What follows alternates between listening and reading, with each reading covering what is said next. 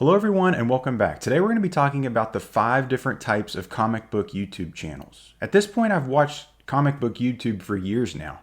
So I feel like I kind of have a pretty decent gauge on what different flavors of comic book YouTubers there are. And I've narrowed it down to 5. But before we get started on that, there's other types as well.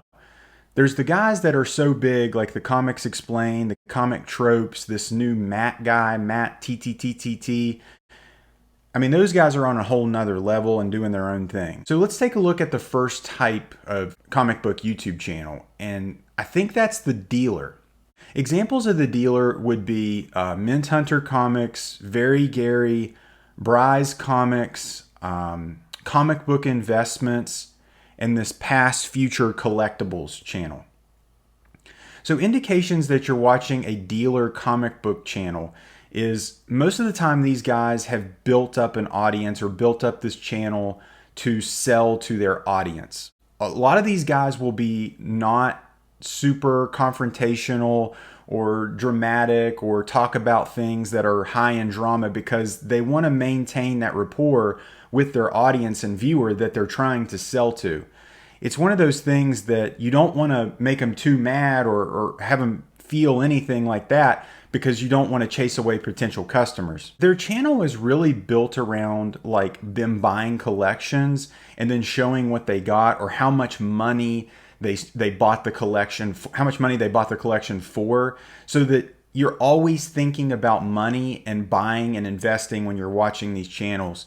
So another thing they'll do is they'll talk about like charts or graphs or like this is what this was worth a year ago, or these books are going down in value, or these books are going up. So basically the narrative is always thinking about investing in the comics, or you thinking about them from a money perspective. The dealer wants you to focus on that. I would say a large part of the bigger comic book YouTube channels are some sort of dealer. These things that I'm about to go through are not mutually exclusive. There is crossover between them, but you can definitely spot the guys that are dealers because they are trying to convey to you that these old pieces of paper are investments. These are things that you want to spend money on because they're worth money and they'll be at the next Comic-Con, so come check them out. All right, the next type of channel is the Drama Kings. And there's a few different flavors of the Drama Kings, but examples of the Drama Kings are Sticky Goose Comics, Swaggle House, Reggie Collects, Journos Comics and Collectibles, Keep It Thorough, and like Beyond Wednesdays. Also, I would throw the Comicsgate guys in there, like Yellow Flash and EVS and everybody like that in this as well.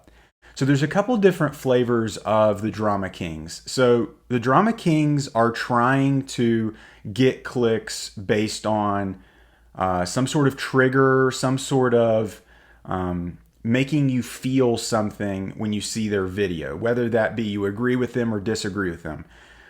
One type of the Drama King is kind of like the Newsroom. And I would say that that is kind of like the Swaggle House, Reggie Collects type, where they think that what they are presenting you is some sort of like vital, crucial news information. Like they think they're the CNN of the comic book YouTube world. They're trying to present drama to you in a fact-based way, or like they're presenting it in a news way where you can kind of sense their opinion about it, but really they're just giving you the information and then letting the audience kind of fight amongst themselves or decide what they believe. And then there's the other side of that, where it's the polarization type Drama King, which is the Sticky Goose, the Journos, the Keep It Thorough. These guys are, you're trying to get a rise out of people. You're trying to intentionally be dramatic. So the Drama Kings kind of all emerged from one event, and that was Acetate Gate. Before that, there was not this other type of Drama King. Basically, people were just kind of showing off their comics or what they bought. But then after Acetate Gate, the flood doors open. Your CGC scandal, your Peach Momoko being bum rushed at New York Comic Con, Silver Surfer is a woman in the new Fantastic Four movie. All these things are like examples of the drama, of things that are news related at their core because they're based on some event happening, but they are polarizing, they are dramatic. The next type of comic book YouTuber are the pirates. Examples of the pirates are Lunch Money Comics, Pop Comics, Why Not Comics, and the Comics Den. These guys are predominantly going out on hunts. So the big chunk of their videos are, they're going out into the wild, they're trying to find comic books, and then they're bringing them back and showing you the treasures they found. They're pirates. The pirates run a very slippery slope when it comes to showing what they have. So in the case of like a Lunch Money Comics, he's perceived very well by the community. He's perceived very well by the people that watch him, and then when he goes out, because he controls the narrative. A lot of his videos, he'll tell people that he kind of gave somebody a little bit of extra money if he found something that was very valuable. And then you have the exact opposite of that with this Why Not Comics guy, who makes a video about basically how he took this person for basically nothing, getting like a bunch of ASM 300s and stuff. So you have to be very careful when you're a pirate, because you don't want to convey, hey, I got this for nothing, because your audience will crucify you. But you don't want to be like overpaid for something, because your audience will think you're an idiot.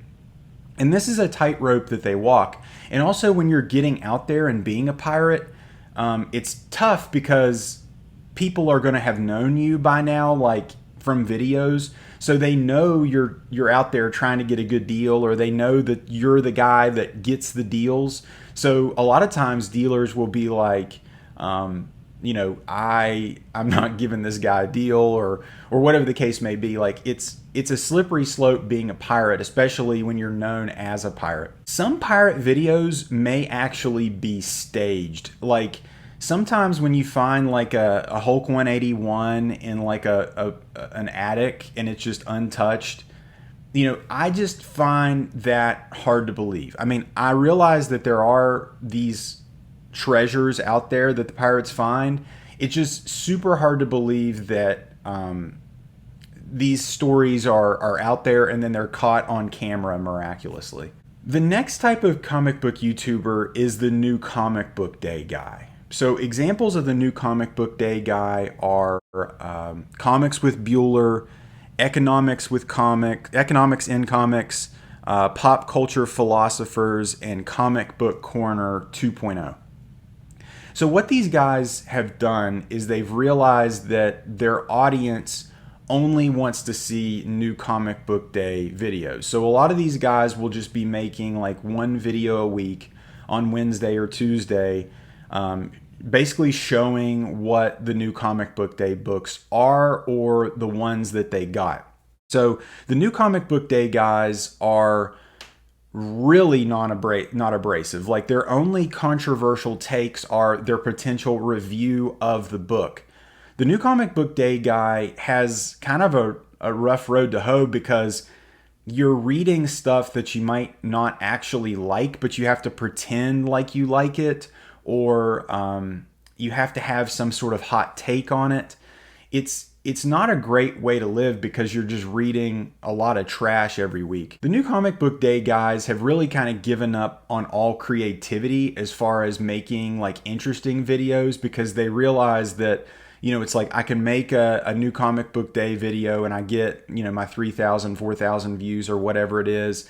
And then that's me for the week. But I think they're really trying to work with a comic shop where they are trying to kind of like shill for them, where, they're probably getting the New Comic Book Day books for free or some big discount in exchange for them shilling for some comic shop or some comic book site.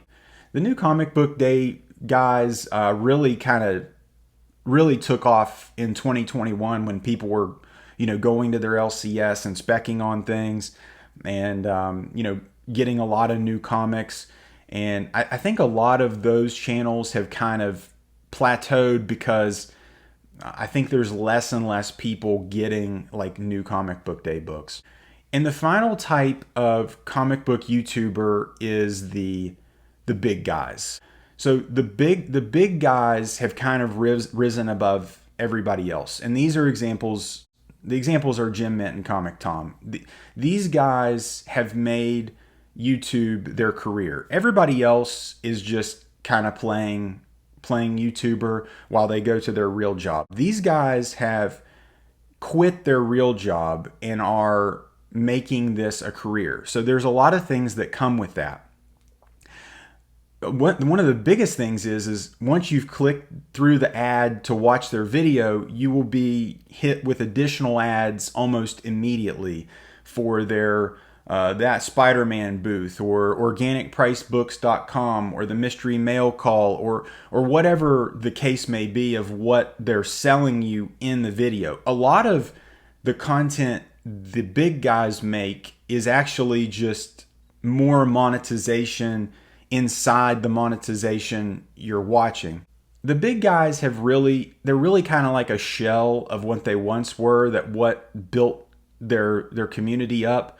Like the days of their original type of content where they were more real and more of why so many people were drawn to them are over. A lot of times these guys' egos will be massive. They think that they have some sort of power over the comic book community, whether that be like market manipulation or their ability to sway you into how you decorate your room or what comics you collect or what statues you buy.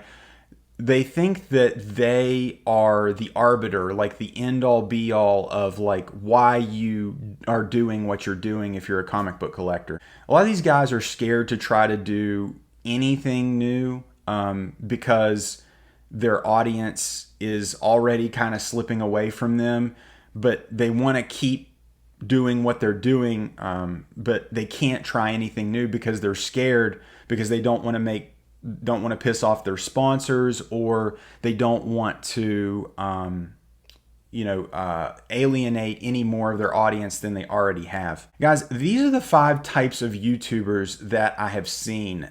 And all these things, they're not all mutually exclusive. There's crossover between them, but these are the different flavors, and this is what we have. What do you think about these types of YouTubers? Let me know in the comments. If at any point in time you like this video, give it a thumbs up. And if you like this video, subscribe for more. Take care.